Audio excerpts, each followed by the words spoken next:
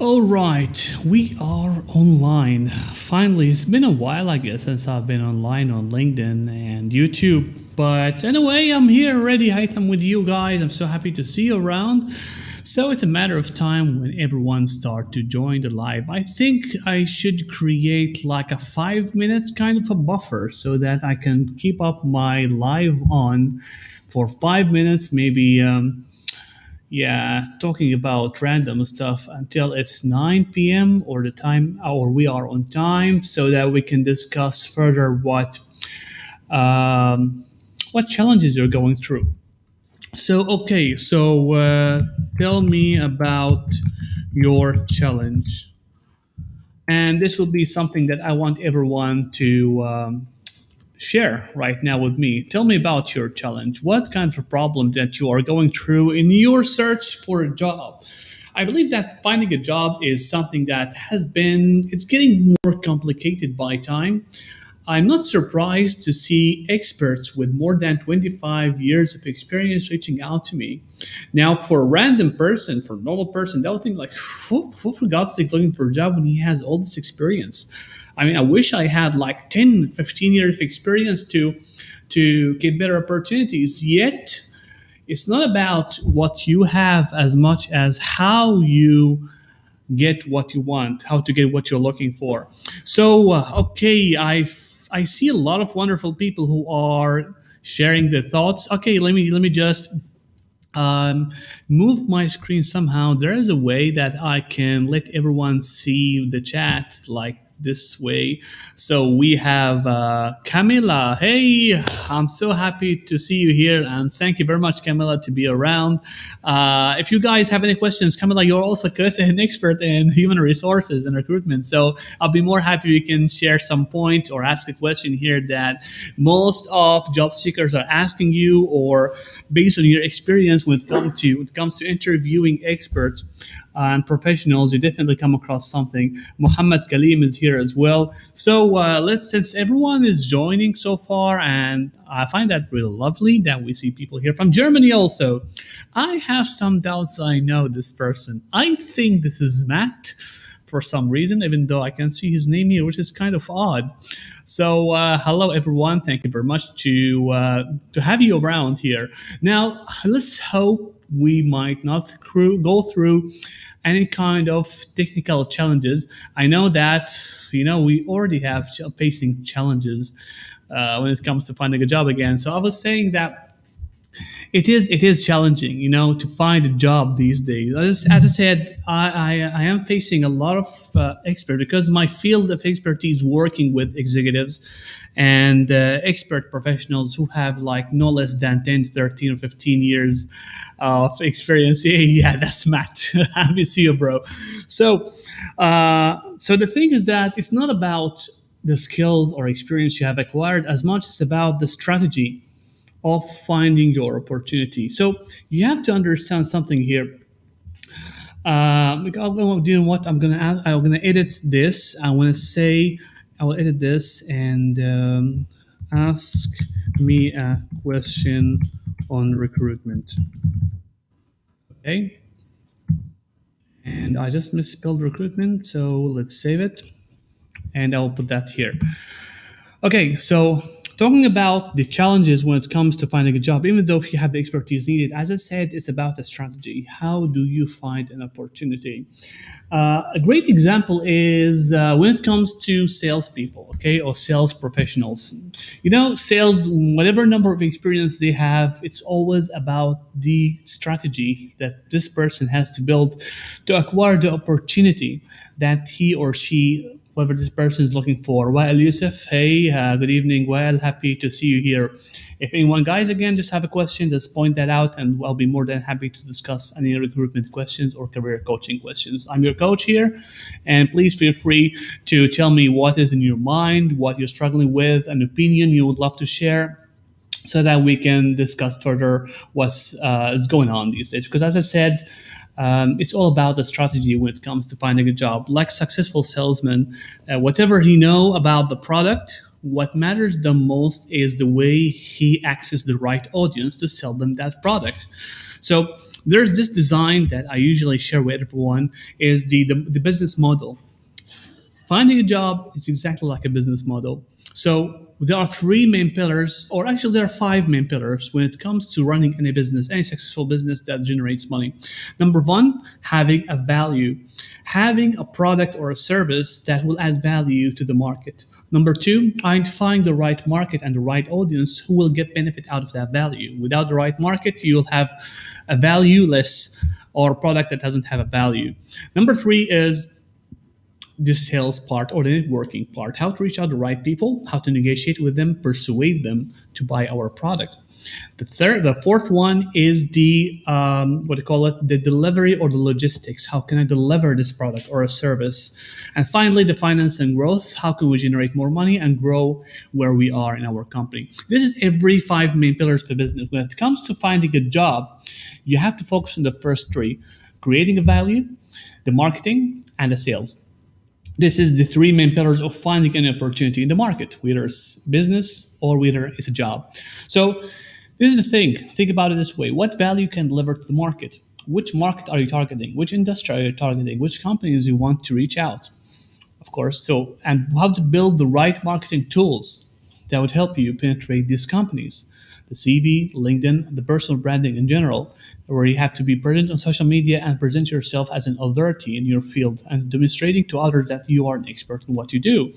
And eventually, number three is the networking. How to network, reach out to the right person and persuade them and convince them that you are the right person who can deliver value and to solve her or his problem. This is it. This is the model of finding an opportunity, whether it's in business or if you are looking for a job. So let's answer one of the questions. Usually Fawzi, he asks wonderful questions usually about networking and how can I connect to a recruiter for a specific job posting? And what's the best thing to communicate to them to increase my odds of securing an interview? You have to understand something this is a very interesting question, Fawzi. Everyone wants to reach out to recruiters. Now, first of all, we have to identify there are types of recruiters that we have to be aware of. Three types. There are internal recruiters, okay? We have external recruiters and we have standalone recruiters. I would usually categorize the standalone recruiters with the external, both under external, but there's a reason why I'm segregating these two. Number one, the internal recruiters. These recruiters are working for the company in like working with inside the company. Okay, so they are employed under that company that is looking for an employee for its own. Okay, so it could be like, for example, Microsoft or Oracle. They have internal recruiters beyond HR. Probably they will be under the human resources office. Okay, HRO, but they are doing separate work. They are finding, or they are talent acquisition experts. They're trying to find the right fit for them. In this case, this guy is your friend. Try to befriend him. Try to approach him. Okay, considering the fact that this person wants you for the sake of pleasing his boss, and of course, because eventually you will come back to the same company working it. No benefits will be there, except that he might, after all, he's going to get the salary. Looking at the external recruiter here, the story is quite different. This person is, of course, I'm not talking bad about anything. I'm not bad mouthing anyone. Okay, everyone is doing their best to solve a big problem, which is the recruitment problem. External recruiters are more like account managers. Okay, they are like salesmen. And what they focus on, how can I make benefit out of getting you on board? Not on board their company. This is the thing. This person most likely is working for an agency, a recruitment agency. And this agency, of course, it has its own clients of companies who are looking for people. Now, what would happen at this stage is if you were at some point, let's say that company is, or let's say the agency is looking for an account manager for, let's say, give an example of company Oracle. Okay, they have some kind of contract out there. That company or that recruiter actually will look at you as a source of getting a commission. It doesn't matter, right? They will try to bring you in as much as possible, try to make your CV look better even for the sake of getting that job. Okay, now this person will definitely support you as much as possible to help you get a job out there. Okay, but you have to be aware that they will also fake a lot of jobs for the sake of them getting commissions and make you feel more loyal to them and connect them and be their own account. Okay, so this is better understanding. The third person is the external recruiter, and that person is probably most likely going to be like self a freelance or self what's that word? Come on, I forgot that word. Okay, whenever, like this is running his own business as a headhunter, for example, that person will do something similar to the external recruiter, but he's not obliged to follow some instructions for the sake of making sales for their company. So high likely this person will do their best to let you get a job. Okay, let me turn this one off. Now, about question, how can I reach out this person now? My point always, and based on recruiters who shared with me this, always try to establish connection and trust with these people. Now, when it comes to reaching to them, you have to be careful about something. Now, if the job posting on LinkedIn tells you that this is the recruiter that's recruiting for this job, email them there. There is a box to email them. Okay, if you did that outside or try to reach or connect with them and send them connection requests, and for sake of for accepting your connection request and sending them a message that you want to work for that job, don't do that. They will never read your CV. Never read your message for main reason, which is they apparently using something called LinkedIn Recruiter. LinkedIn Recruiter is one of LinkedIn membership that allows recruiters to be able to manage applications and some sort of applicant tracking system by LinkedIn. So if you have that email, they will be able to see that request there. It will be visible that this person is reaching out to me directly for this job, because usually they are probably posting 2, 3, or 4 or 5 jobs at the same time. So they will be able to manage messages out there. You have to understand you are not the only person who's messaging them. So there's less likely they will get a chance of getting them answered. The best way to guarantee at some point getting more chances is try to establish trust or relationship with these recruiters even before the job is posted. Don't just connect with them for the sake of like, hey, I'm reaching out to you for the sake of like a job, okay? Try to establish connection. If you're using that email feature that I told you that's inside the job application, tell them frankly the reason why you contacted them is because that job and you're interested and you have whatever skill sets you have for that position and you believe you're the right fit. And of course, I don't prefer that you ask them to see your profile, or just offer them that if they want, you can share your resume with them. But definitely, I believe you should have applied to that job so that you're reaching out to them. You don't tell them like, hey, I don't want to apply, but I want to send it to you directly. That's not professional. Okay, share your CV out there, apply to that job, and tell them, offer them if you want, I can share with you my cover letter or CV so they can have a further look at it. That's the way, Fauzi, I would recommend you to reach out to them. If there's no email or it's not highlighted, like the recruiter is not pointed out. Now, this is a little bit tricky. You have to find out by yourself. You can just make a LinkedIn search and find out people working for that company who would be a recruiter or who would be the hiring manager. If you're applying for a sales role, most likely the sales manager is the role. So this is how you will identify the right fit for that position. This is how I can reach out that person directly. Again, establish trust. Don't reach out people for sake of benefit. Always think of win-win. Always think of connecting with human beings. That person is a human being and he's looking for building connection and networking. Then later you can discuss finding possible opportunities. I would always recommend, once you start to establish connection with someone on LinkedIn, try to take that connection into a call. Try taking a call, establish trust relationship somehow with them so that later they will trust you. And of course, they will be open to sharing with you anything that you would love to know about. So I hope that I have answered your question, Fauzi. If there's a small bit that I forgot to mention, please point that out, and I'll definitely can answer it. So we have Wael who pointed out which is better way to submit a CV, Word, PDF, PowerPoint on a video form. That's a very interesting thing, actually. Many of you are confused between Word or PDF or Word, but you had also mentioned about the PPT. And to be frank with you, I have seen PPT CVs that are great and they're amazing. And the point is that it's not like it's not an orthodox thing that I have to have this resume in Word or PDF, otherwise I will not get selected. Now, first of all, You have to understand one thing. If you are applying to a job that will accept the application through an applicant tracking system, well, Haitham, how would I know that it's an applicant tracking system? If you have to fill a form, most likely there's an applicant tracking system behind it. If it's asking you for a Word or PDF or Word or PDF, share that immediately.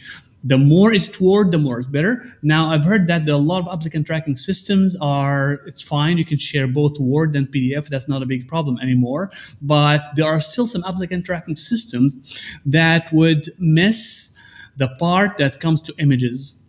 Okay, now how would I know what applicant tracking system I'm using here? Check out my video on, okay, I think I did not apply that. If you go to my features section on my page, there is a trick on how to hack an applicant tracking system, okay, which is using a tool called jobscan.io. I'm going to put this down here. I'm going to say jobscan, right.io. This tool will definitely help you a lot when it comes to I'm showing this here. Okay, this will help you a lot when it comes to building an ATS friendly resume. There's if you bought the premium feature, it will allow you to tell you what ATS is used in that company. Applying for Amazon, whatever kind of company it is. If they're using ATS, it will be clear and it will tell you, yes, they are using ATS. This is the ATS name that they are using, and this is how you can penetrate that ATS. It will tell you exactly. Give you some tips. For example, they might tell you avoid using any kind of creative CVs with a lot of images. Avoid them because the recruiter probably depends on the exact information or keywords that will be picked by the ATS, and the ATS might not be able to read that CV properly. So that's why it's something tricky. Again, let's get back to the PDF again or Word. For me, frankly, I prefer going with Word. Okay, PDF is not a harm. PPT, you can go with the PPT and the creative CV as well, most likely if you are going to hand the CV directly. In other words, of course, not hand it electronically through an email. Like if you know someone and someone's going to pick up your CV in your email, you can share that to PPT. You can share like a more design or graphical kind of resume, but be careful that it's designed a way to make it easy for us to read. Who us? I don't know who's us. Like maybe I'm talking on behalf of recruiters. I'm not a recruiter anyway. So again, this depends on who is going to receive the CV. If you are sending it by email, you can send two CVs. You can send a graphical form of a CV, okay, in a PPT file, which is a lot of consultants prefer doing so, and graphic designers. You can do that. On the side, the standard CV. No one will ever say no for the standard format CV in a Word document or PDF. No one will say no to that. You can have a side file, PPT, that's absolutely fine. I'm just saying again, it's absolutely fine as long as I don't have to search for the information that long. You have to understand there's a small time frame, not all the time, by the way. This depends on how free is the recruiter. But according to some studies that I sometimes don't agree with them, that now it's 6 seconds. If I have loads of CV and I have to screen through CVs, probably they will read the first slide of the CV. If it has enough information, it will detect what I'm looking for. If I found this guy, I will screen him, or I will qualify him, or I will filter that CV in PPT. So while again, it doesn't matter much about the format as long as how the information is presented. If it's easily to read, it presents the information. If it's within what I can find the words I'm looking for, I can find the expertise I want, the keywords I'm looking for, that will not matter. Again, a lot of ATS will prefer using a PDF or Word, and be careful with PPT again, unless you are handing it directly to an email or to the inbox of the business owner or the hiring manager or the recruiter. In this case, for me, I used to even add a video CV. I recorded myself and I will add a video CV. If it's not attachable because of the size thing, I would send the link on YouTube. I will highlight, point out, this is my video CV link, besides my traditional CV out there. Very good question, Wael. Thank you very much for this. Wow, plenty of questions. That's quite impressive, to be frank. Thank God. I should reduce my time speaking. How do you establish trust? Whoa, can you give an example? I would really love to give an example of a video that I have posted recently. If you check out my channel, Haitham Coaching, you can find me and I think you can find me on YouTube, just Haitham Salman. All right, just go on YouTube, you can find Haitham Salman or Haitham Coaching. Sometimes I forget. But definitely there's a video that I exactly cover up the part that just Matt has shared with me here. Okay, now, how to establish trust? Generally speaking, show them that you are interested in them, interested in what they do, interested in what they like. How do I know all this information? Your LinkedIn profile is there for a reason.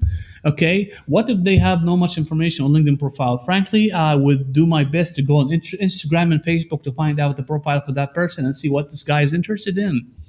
Yeah, that's quite extreme, but I did that before. Frankly, if I'm really interested to get access to the stat sales manager, where I believe I will be a great fit for his team, I'll take these extra measures. Okay, how establish trust? Again, I will simply check out his profile, what this guy is interested about. I would love to share my screen here to give you an example. Since I'm going to use the same person who I use and his example in that video. Okay, that I reach out. I'm going to share my screen now. This is something odd I don't usually do, but for the sake of this, all right, just moving to another screen here, and I will share my screen right now, guys. This is a free training now. Okay, you're going to learn something new. How to establish trust. Let's say so I have, hopefully I can see this. If you're using your mobile phone, that will be quite tough. So let me just, I will remove the chat overlay and we have this. Okay, so Yasin Audi, I want to connect with this person, establish trust with him at the same time. Now, quickly, if I look through his profile, so if I'm looking for risk management kind of a role, or let's say, assuming finance kind of role or insurance kind of a position, and I believe that Yasin is the head of that department where I'm willing to work with, and I want to connect with him as a hiring manager, but not looking for the sake of a job, for the sake of connecting and building a trust. Looking at this about section, great, we have information. This guy is passionate about international trade, economy, and corporate finance. Now, from now on, you are also passionate about international trade, economy, and corporate finance. Okay, now we have a hook we can rely on to reach out, connect with this person. I can easily send him a connection request. Hello, Yasin. I came across your profile. I noticed that we are sharing similar passion, which is international trading. With my experience working before international trading, I would love to connect with experts who have similar experience, especially that especially I would love to also get some advice since you have experience in credit management, for example. Looking forward to chat. Thank you. Send a connection request. At least this is a great starter for you to initiate a conversation with this person. This person will be interested to talk with you. Why? Because you're now interested and now you are interesting to him. So all the conversation will be about what? What you guys are passionate about. If you just remember the reason why you have friends, just remember what connected you with that friend. What made that friend get in trust with you, became friends at the same point. You realize that you have something in common. You're probably a fan of football. You probably play video games most of the time. You probably discuss movies or stuff relevant to whatever you're interested in, maybe entrepreneurship. So there is that thing in common that will help you establish connection with this person. The more you talk with them, the more you share, the more you give, the more you will get. Okay, give before you get. This is how you establish connection. Okay, let's switch off this thing, and I want to remove. Let me get back to you guys and stop screen sharing and put the screen overlay. Oh my God, I missed that. How am I gonna do this? Okay. Yep, we're back again. All right, so I don't want to miss these questions so far. It's lovely questions. Is photograph recommended on CV? No, unless they ask you for it. Frankly, I have no reason to see any reason to put a photograph in your CV at all. There's no reason unless they are asking for it. Or maybe if you have the currency of beauty, let's say, or you're quite handsome and you believe that will steer the direction, Please note that some countries, international countries, except like Dubai, which here, for example, the region GCC, they don't care about that. But in USA, for example, and UK, there's a big chance that you might get your CV rejected because there might be some sort of discrimination, like why you prefer this person over that person because the picture actually this looks so lovely. So there's some kind of a bias when it comes to images. Now, photograph recommendation. Muhammad also asked, does ATS scan PPT CVs? Now, this is the tricky part. That's why we avoid always to use PPT when it comes to applicant tracking system, unless and there's something you'll already see if the ATS, the page itself, if they mention that PPT files are okay, it's okay, go over PPT. Just try to avoid adding as much images as possible. Reduce images, even cut the images, okay? Only text as much as possible. So if it asks for it, go for it. How many pages CV should have? There's no strict rule, but to be frank, would you prefer reading a brochure of one page or read a book to know about a product? Marketing 101, right? So it's not about like a rule that has to be one page. It's not a rule that it should not be 5 pages, but the rule is how can I convey the message with the shortest time possible with the right information. That's why they believe, or it's believed, that the ideal number of pages should be 2, the ideal. Okay, 3 should be a reason why it's 3. Badly designed, probably the fonts are quite big. I usually prefer like 11 to 13 size font when it comes to text or fonts, right? But anyway, CV should, the no rule again, it shouldn't be 1, it shouldn't be 2, as long as it demonstrates the information. It has enough information that reflects what I'm looking for. Okay, if I'm looking for an expert in this field and I got a CV that says I'm an expert in that field, I have exactly the skill set that I'm looking for. What has to be 1 or 2? Eventually, the information in the CV should matter only, or should only reflect what I am looking for as a hiring manager. You should not tell me about how good you are in cooking rice or how good you are in establishing businesses when I'm not looking for someone who established businesses.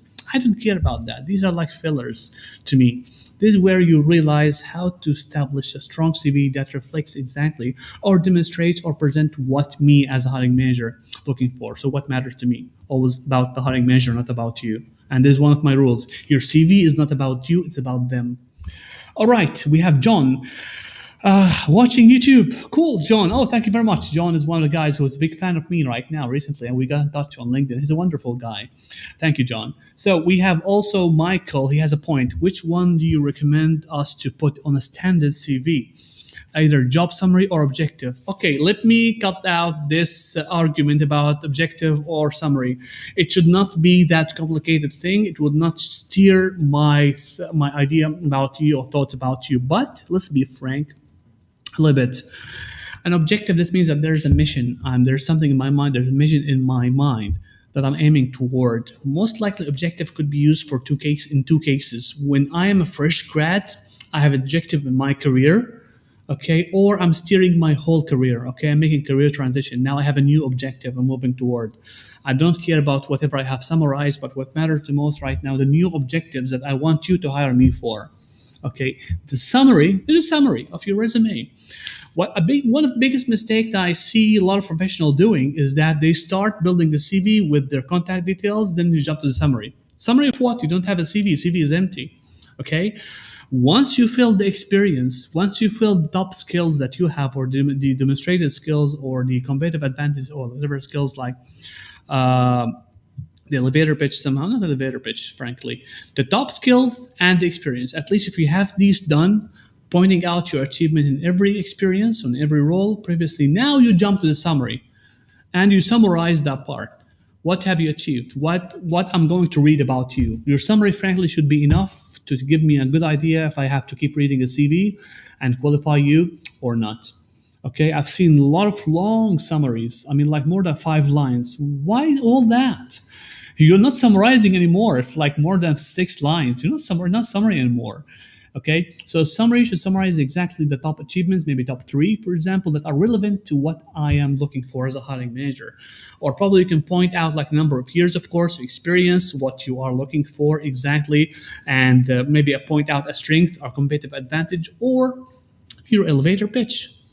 Okay, what you are doing in life, why you are doing this for the sake of helping managers improving this. Okay, 15 years of experience, IT managers helping corporates reduce the for example, malicious threats and improve security procedures. If you are cybersecurity, for example, this line is enough to understand what you present. This is your elevator pitch, honestly, and there's a structure for it. If you want, you can reach out to me directly on LinkedIn. I will share with you a lot of stuff that would help you a lot. Thank you, John. Thank you, Michael, for this interesting question. Looking at okay, you are embracing the principle of over delivering. Oh man, okay, I'm trying to do my best to help everyone here. I know I want everyone to get the best. Thank you very much, Matt. I appreciate it, bro. Thank you, John. I really thank you very much. Go watch the guy's content. I call it free value. Okay. Thank you very much, John. Check out, of course, guys, my YouTube channel, Haitham Salman. You can find it out, and you can check it out online, or reach out to me directly to share with you the link and everything you want to know about when it comes to you finding a job. Okay, more from John. Compelling yet brief. Thank you very much. Thank you, Matt. So, guys, it's quite clear that the journey of finding a job is not like just writing a CV and hoping opportunities would knock on your door, right? It's just like spray and pray. Imagine this. Remember when we used to see these brochures sprayed around the streets, hoping that someone will pick it up? When you focus on only the brochure, this will happen. Okay, don't just pray and pray. Just focus or target exactly your role. Okay, we have Muhammad asking another question here. How about references to add in CVs unless they ask you for it? Let's think about it a little bit, Muhammad, here, just for a second. Okay, references. When do I need references? When I choose you and find you that you're a right fit and I screen you. This is the point. They will ask you personally for reference. No one will look at your reference when you are screening you or they are going through your CV. Have you ever encountered this? You pass a CV applying for a job and then someone told you like, hey, someone called me that you're looking for a CV. They want to check out on you. For which job? Right? No one will do that. No recruiter will do that. That's why I refrain from adding references in the CV. Because the references they will ask you for references if they are interested in you. Usually, mostly after they screen you or have the first interview, screening interview, or the second interview with the HR maybe, right? This is the point where they find, is this a genuine person? Is he right about whatever information he mentioned right now? So they have to sit with you. If you found so, they will speak your reference. They will ask you for the reference at that time. Even they have seen CVs like reference upon request. Why did you put it there? I will request it from you when I want a reference, but it doesn't mean like you are lying with the information I have in my CV. Like, hey, you might think I'm lying. Just in case, I'm willing to offer references. Okay, I do sometimes this mistake when it comes with my clients. Like, hey, if you want some testimonials, you can ask me. I'll give that to you. No, we don't want that. But eventually, I'm not going to write that in front of my LinkedIn or front of my marketing tool or website. Like, if you want testimonials, you can ask for it. Testimonials that are there for a reason. If you want to see them, you can speak to them. If you want, that's fine. But eventually, there's no need. Seriously, there's no need for references. References is something that the post-interview they will ask for at some point. So don't concern much about it. Okay, what else? It's 9:35. 35 minutes have passed so far. That was quite fast, to be honest. And still, we're getting questions. I want to see more questions, guys. Please, be frank, be open. Don't feel bad about that. I know that some of you probably will feel bad that I will look like someone who's pushy or needy, looking for a job and everything.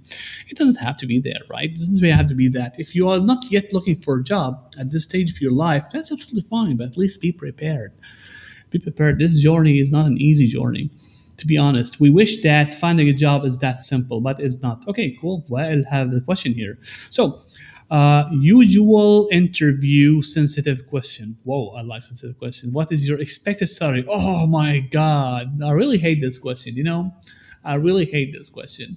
Frankly, the answer depends on the person who's asking it. Okay, now, let's start with the recruiter. Okay, if that person was, I mentioned at the beginning of the call, 3 types of recruiters based on Fauzi's question: internal recruiter, external recruiter, and the headhunter or the independent recruiter. Now, if there's an internal recruiter, try to refrain from answering this question. Okay, I will talk later about the hiring manager himself. Try to refrain answering this question. You have the right not to point that out. Okay, but if they insist, give a range. Be frank with the range. You can save a lot of both of your time if this is not within your budget. This is why the reason why I encourage everyone to identify your true value in the market and how much someone will charge or like what your worth in the market. It's extremely important to identify that in the beginning or what you believe is the right worth for me based on what I'm going to deliver that employer. So refrain, if there's an internal recruiter, refrain from answering this question. If they insist, give them a range. Okay, and I would recommend that you say something. If you are looking for an 18,000 salary, 20,000, 25, let's give this a random number based on my clients. Let's say you're looking for a 25,000, okay, salary. Looking for this. You're looking for a range now of 25 to 30 or 32 minus plus benefits. You are flexible with that number. Okay, diamonds always start with, if you're looking for 25, start 25 up to 30. Okay, so that they're always like, whenever a chance of negotiating at some point, they're like, this company is struggling a little bit and they can offer only 22. Can tell them this is flexible based on my understanding. Eventually, that's why you have to refrain from asking questions. There's a trick I used to do my personally. When they mention this, okay, I will tell them this depends on what the hiring manager is expecting. I'm talking about still the internal recruiter. What is this person expecting? Okay, what kind of thing? Would you mind if I ask you a few questions to understand exactly the scope of that role? What are you expecting me to do when it comes to apply agility methodology here based on the challenge you're going through? That recruiter would say, well, I think the hiring manager will be the right person. Cool. Another question here. How are you planning to finish the project? Or what is usually the time frame for you to finish these type of projects? Like 3 months, 6 months? And what's the number of team that you assign there to identify the scope or difficulty of the project? Well, I think the hiring manager will be the right fit. Okay, so once I speak to the hiring manager and I get a better idea of the scope, I can identify exactly what would be my range or range that I believe I would add you. See here, you're just cornering them in the corner. You're just putting them in the corner. Like, yeah, this guy is right. Although I don't recommend this technique because at some point, like the recruiter might feel offended. Again, be smooth, be easy. If they insist that this is part of their job, probably give them a range. Now, the external recruiter, this guy will fight for you, okay, because you are the commission. You are his commission. They will fight for you to get you the job. This person, you can be open with him and you can tell him, listen, man, this is my expected salary. This is the range I'm working on. How can you get me that range? Okay, how can you get me the salary? What is the salary? This is one of the tricks, pure sales trick. What is the expected salary? Cool. I would be more than happy to share with you that based on my understanding of what is the budget that you have assigned for that role. Right? What is the budget there? So I remember I had an interview with a multinational company, Udacity, and this guy asked me this question, and then I told him, I refrained as much as possible to answer the question. I told him, like, I don't want to be misunderstood for my value and judge me based on my expected salary, all right? And he told me, no, to be honest, Haitham, to be frank with you, the things that we don't want to waste our clients' time, our candidates' time, we know it's very important that we agree at some point on what is the right salary for them and if that fits them so that we don't waste your time. Oh, thank you for not wasting my time. So what's the budget based on that? At this point, he has shared with me something. We don't want to waste time here. What's the budget that you have guys assigned? And based on that, I was like, okay, cool. That's budget. That's within my budget. That is within my expected range. I think we can proceed with this. You don't have to waste time anymore. We can proceed or we can say no to it. Okay. Now let's get back to our external recruiter here. So this person will fight for you. Try to understand what's the budget for that role. Try to understand how much that company is willing to offer, and that recruiter will also do their best to make you a star, to point out the top skills that are relevant to that job, and they will definitely push hard to let you get the salary that you're looking for. Again, if it was independent, the same thing as the same rule apply here when it comes to for external recruiter. Yes, this person can help you in this case with the salary. So as we can see here, the expected salary part, as I said, is tricky. Okay, it might diminish your value at some point. I don't want to be judged based on the salary. Eventually, when this person is the hiring manager, okay, I think when you reach out to your hiring manager, you can be frank and open with this person. Okay, ask him some questions. Try to build understanding of the job. Is it a really hard job, or the job that they can like you can? Okay, yeah. Apparently, I have maybe to work extra hours, but I could be compensated later in a form of maybe expanding the day offs at some point, other than 21 days to 41 days or 45 days, right? You can come up with this sort of agreement rather than a monetary compensation or monetary compensation, whatever. Yeah. Wael again, thank you, Wael. Do recruiters read body language? Oh my God, the recruiters. Now, this is the thing that is quite challenging. There's a wonderful guy. I trying to remember his name.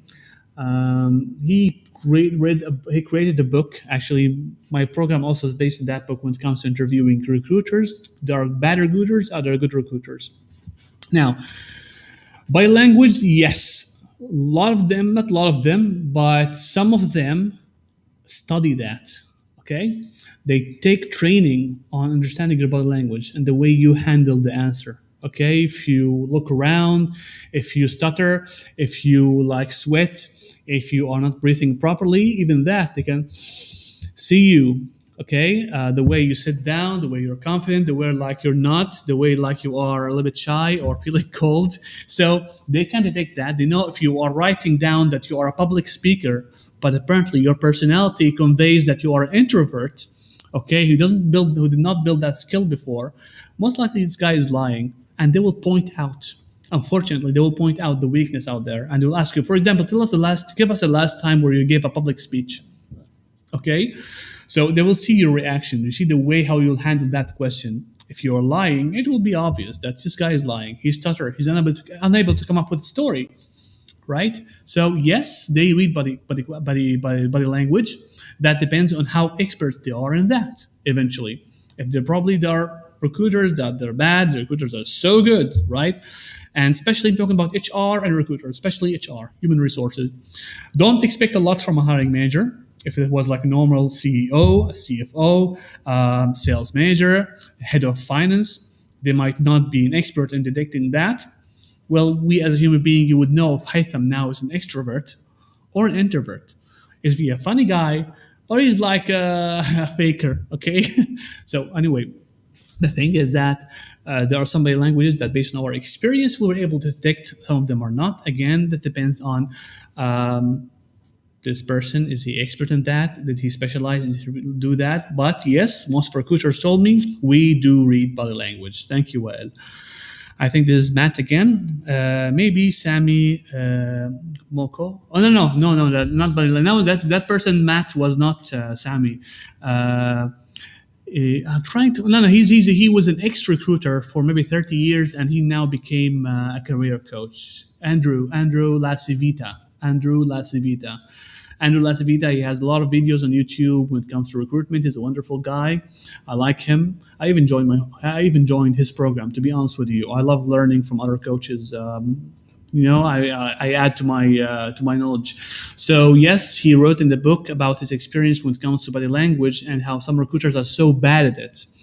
So one of the techniques is to overcome this challenge of bad recruiter or bad hiring manager who cannot interview properly is you ask questions. You point out things that they forgot to mention. A lot of them, they will look at they ask questions to know what you know, but not how you apply that. This is what matters the most. The what is not what doesn't what matter actually. How you apply it is what matters a lot. So what do you know about this? I don't know much about it. But how do you apply it now will make a difference. I'll tell you how I applied this before, but what I know about it probably it might be weak, right? Especially when you are in technical roles. Then you're not so expert in what is SQL or PHP is. Okay, it's a programming language or whatever you want to call it, right? But how you apply it, this will make a huge difference if I can be the right fit for you or not. Trust me, I've seen myself, recruiters who just copy paste questions from the internet and prepare 1 hour before or 15 minutes before the interview. I've seen that, and they were honest with me. John, get me something here. Have you ever experienced a racist interviewer? Oh my God, John, man, you're just cornering me here. Like you make me blush. No, see, racism is something that. See, to be honest with you, this depends on the country, of course. Depends on me personally. I've never seen that. I never seen that unless that person is really an asshole. Frankly, that person maybe could be an owner of their own business. But if I noticed or I sensed that, I will definitely run away. Literally, run away. Don't join that company. Okay, they might be racist, but not acting in a racist way. Okay, because it's obvious. If I want to interview an X nationality, I know this person from X nationality. Why would I require him or hire him if I have racist? If I'm racist toward it?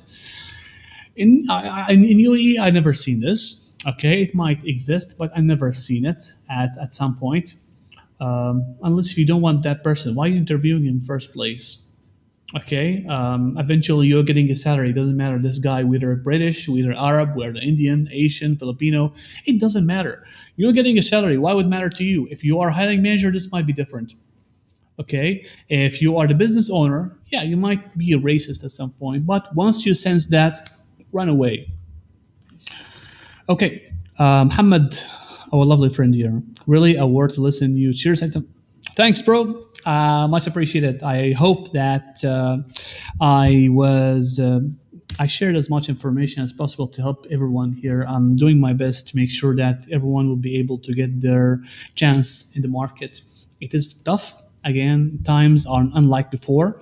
It's not something that in the past it was so simple, right? You just put that CV in the envelope and you go to the office, pass it to the secretary or the admin, and show your interest in one of the positions, right? I'm probably gonna go get a call at the same time. Same time, probably gonna ask you, hey, come here, the manager want to see you, right? Then we got the emails part, everyone asking for emails, like, yeah, from now on, we don't accept CVs, just send it to this email right in front of my desk. And eventually, it's a matter of a few days, you might get a response. Then we get the web portals. Then now we have LinkedIn. Now we have ATS. So we have all these complications. And now everyone talking about personal branding. So CV is not enough anymore. Okay, we're talking about personal branding. We have to create content. Your information on the CV is not enough. You have to brand yourself. You have to demonstrate that you are better than others. You can just imagine if someone is able to demonstrate his capability in a different way other than CVs, you should be able to do that. There are others who are competing with you with their video CVs, for example.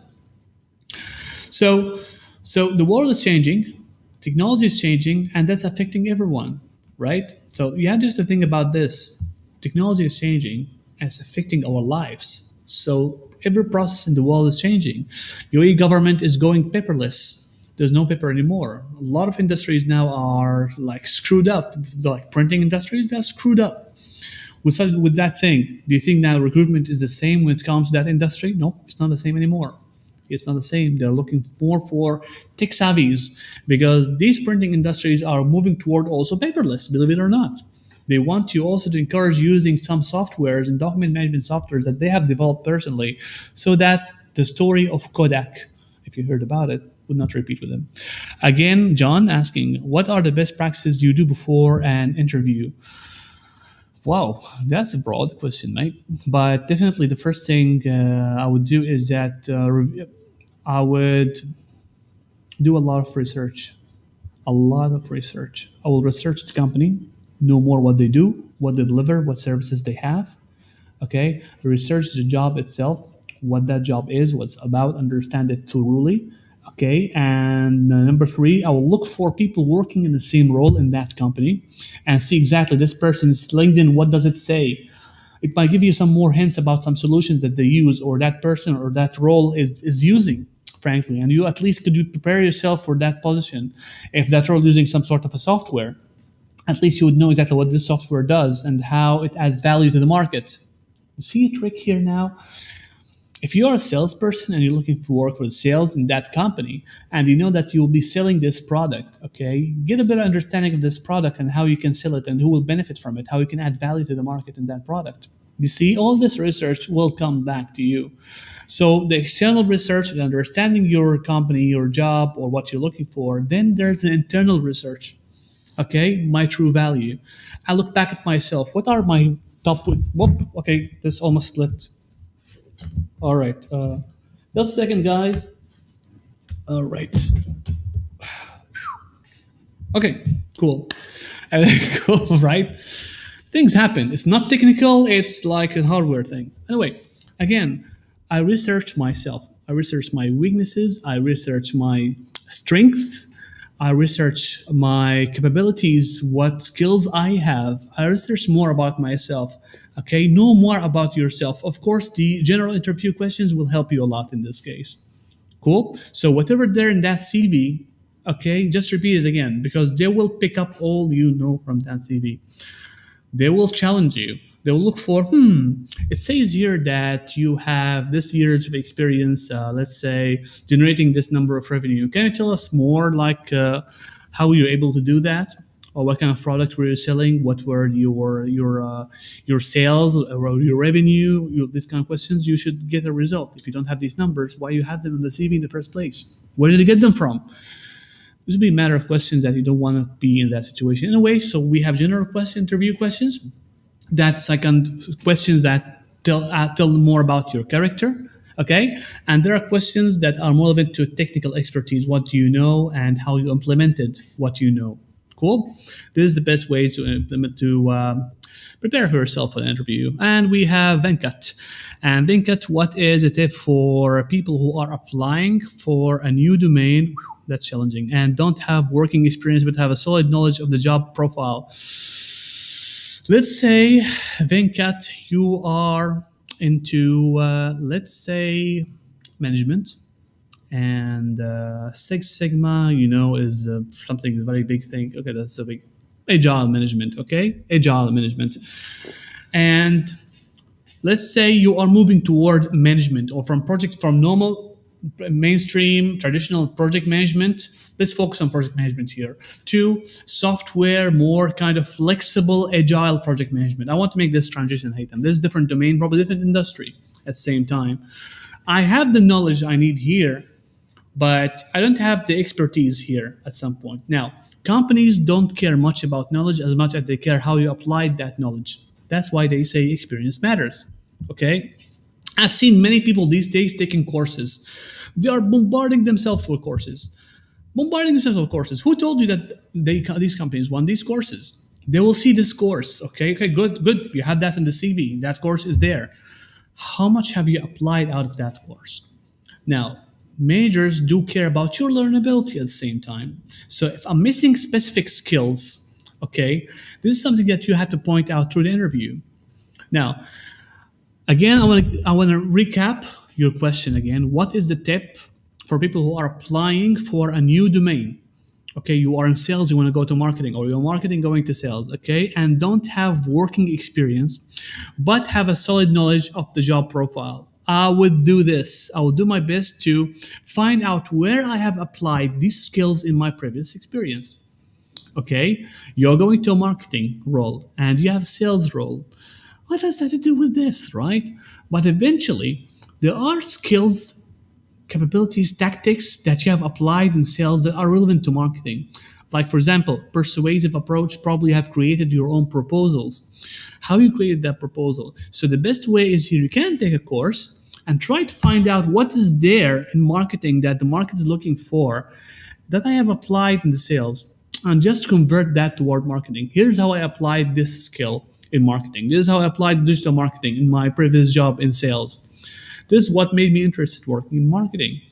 Now, there's another way you can do it. Try to volunteer a little bit. Try to do some task or job on some side project using that skill or something in marketing, so that you can make the transition way much easier.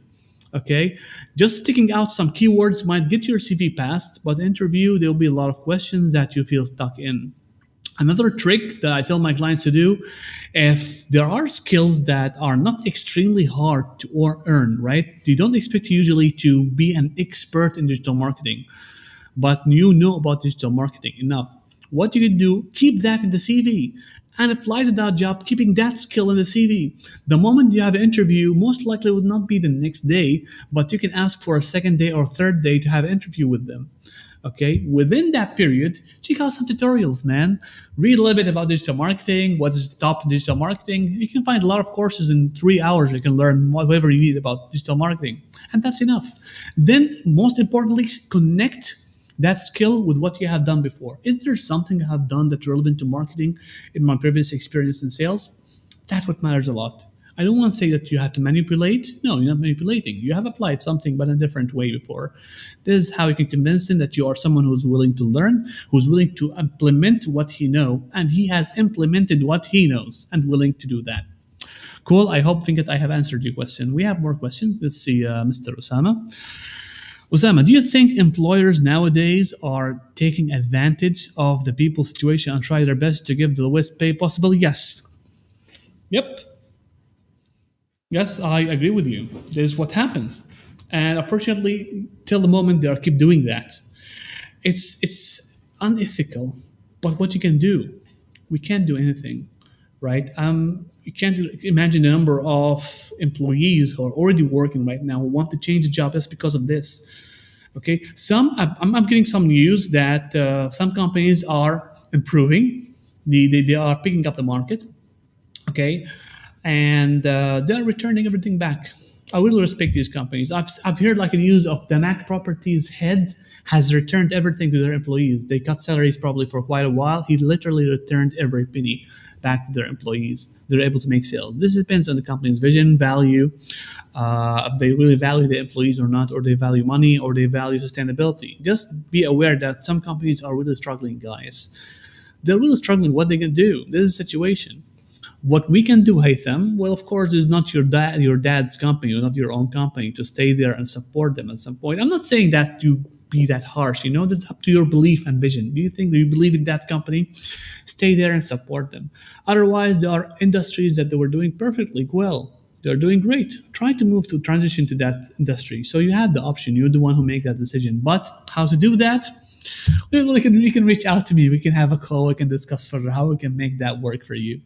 Cool. John, thank you very much. Yeah, John, that's right. Osama's questions is very interesting question. Yes, unfortunately. Yep, that's right. Many companies are abusing that.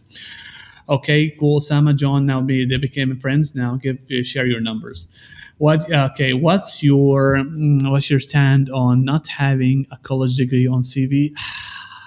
Well, that depends on the country, depends on the industry, depends on the companies. We hear things like big companies like Google, Microsoft, they don't ask for CVs anymore. Again, that depends on the role. Okay, maybe if you're a programmer, I don't care if you have a CV or not, as long as you have the skill set needed, right? I'm not sure about Google in UAE. They might have different rules, right? Because sometimes they have to let's say there are some regulations, governmental regulations that they have to follow. That's not acceptable. This guy can have a visa to get this role and that salary, okay, without having a degree, for example. And there's another thing that this company would say, I have two guys, a guy with a degree and a guy without a degree, and both are great. Well, who would I choose? I would choose the guy with a degree, frankly. He put extra effort, he learned more, maybe he learned a little bit more. I would go with a degree guy. Unfortunately, maybe for me it would be like I will give that guy without a degree a chance, but a less salary. Maybe for sake of equality. It does mean that this guy studied for 4 years and paid hefty lot of money to reach out this point, and that guy maybe he worked himself somehow to get some skills that are relevant to what I do. It's a complicated matter after all. That depends on the employer. But for me, especially in the region here, no, we need a degree. Okay, and usually sometimes that depends on the role itself. I've seen people, but I've seen them struggling a lot to make a change because they don't have a CV. They're struggling a lot because the competition is extremely high. If others have a CV, why would I put you even in the calculation? Except maybe there might be one exclusion here.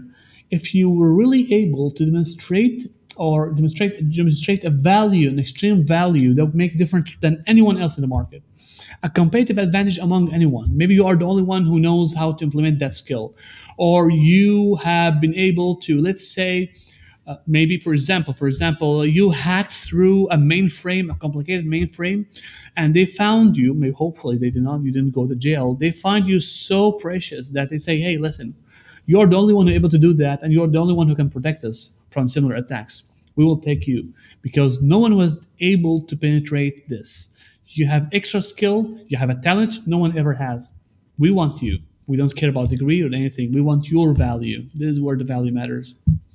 Cool, John. Thank you. We have, I think we have a point here from Matt. I don't know why Matt shows as LinkedIn user. Okay, some sort of restriction, or I don't know why. Anyway, okay. I think you just need to show the recruiter the kind of potential you bring to the table. Thank you, Matt, for adding more. Smart recruiters know the value of potential. Experience is not always the most important feature in the application, I believe. That point. Thank you very much for pointing that out. I really appreciate having more. Uh, Okay, so with no degree, you can be Bill Gates. Well, who knows? Yeah, I think Bill Gates. Yeah, Bill Gates was one of those. See, I noticed this kind of comparison. By the way, since Wael mentioned that, I saw this kind of comparison. Like, I want to be different. I don't have to follow a degree. But let's look at Facebook. Let's look at Mark Zuckerberg. Let's remember all these amazing people who didn't get a degree. I think what? No, no, no, no, no. I can just you can imagine number. Elon Musk. All these didn't have a degree, but what they had on the other side, they added value to the market. They added value. They don't care about that, right? They had the belief, of course. Okay, and maybe in a market like USA, I know that might be. I don't know how challenging it be, but the opportunities there are way high. If you were able to come up with something, okay, that's different. That will add value to the market, and you can make it grow bigger. Okay, and you demonstrate that, and you get value from it. Why would you care about degree then? That's my business. That's my thing. I'm an expert in that. No one cares about a degree, right? If someone want to hire Mark Zuckerberg, no one cares about even his CV. He's quite famous, right? No one cares if you have a degree or not. It's what value you want to deliver to the market. Are you delivering extremely unique value? This is what matters the most. So Steve Jobs, I don't know Steve Jobs. Yeah, Steve Jobs well, didn't get a degree even as well. Like, but look at the value they deliver to the market. If you're able to do that, why would you pursue a degree? I've heard about a lot of people. I've spoken to people who didn't get a degree, but they were able to come up with value to the market. That inspires. I'm recently reading Start with Why by Simon Sinek. Okay, I love that book. Okay, I encourage you guys to read that book. It's just inspire. If you lead with inspiration, be inspiring person. If you want to lead with inspiration. Okay, it's 10 p.m. That's quite cool. Time has passed so far. It was a lovely hour for everyone here sharing their thoughts, sharing their questions. We have one for discussion. I think I will do this more often than before.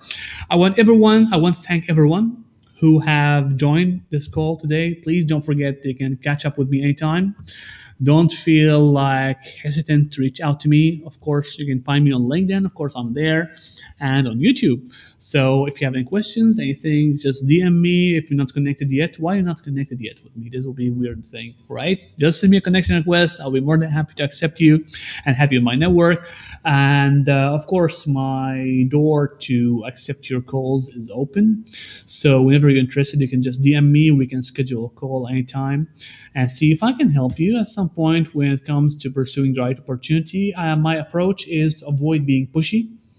My first thing I tell my clients when you're looking for a job, don't ask for a job. I prefer the networking and personal branding approach rather than applying online. I don't do that. I don't recommend my clients to do that, but it's not bad to do that, right? So this is my approach. Anyway, it was a great pleasure speaking to everyone here. I think it's time to say have a good night, guys. Thank you very much for attending this session. It was a wonderful hour. And there'll be another webinar ahead. It's a unique webinar. I don't want to just tell you what will be the webinar about, but it will blow your mind. I'm exposing the hidden truth about the market, what's going on, how to penetrate the market. Okay? The secrets that no recruiter dare to share with you. I'm going to share that with you. Okay? So it will be a free training. Maybe next week. I'm not sure. I'm just preparing for that. Until then, I hope everyone have a wonderful night and have a lovely week ahead. Tomorrow is Tuesday. So I still like we have a few days till weekend. Until then, keep rocking. Enjoy your day. Enjoy your time. Thank you very much for attending the session again. I hope I see you later again. A wonderful hour with you guys. Keep rolling. Stay in touch. I'm ending this stream.